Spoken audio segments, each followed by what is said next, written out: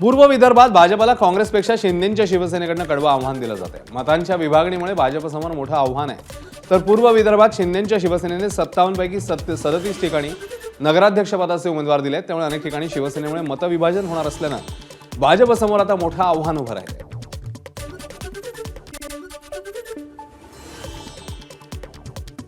तर मतविभाजनाची फारशी काळजी करायची नसते, भाजप आणि महायुती बहुमताने निवडून येईल अशी प्रतिक्रिया मंत्री चंद्रशेखर बावनकुळेंनी दिली। मित्रपक्षांसोबत मैत्रीपूर्ण लढती असल्या तरी मतभेद आणि मनभेद नाहीत असंही बावनकुळेंचं म्हणणं आहे।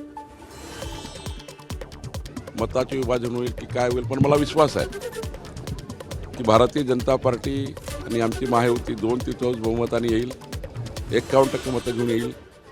शेवटी त्यांना त्यांचा अधिकार आहे, आमचा आम्हाला अधिकार आहे आणि मित्रपक्ष म्हणून आम्ही आमची पातळी मेंटेन करतो आहे। कुठेही आम्ही मित्रपक्षाला त्या ठिकाणी खूप काही त्यांच्या विरुद्ध जाऊन एकदम हेवी त्या ठिकाणी त्यांना प्रचारामध्ये काही टार्गेट करून काम करत नाही।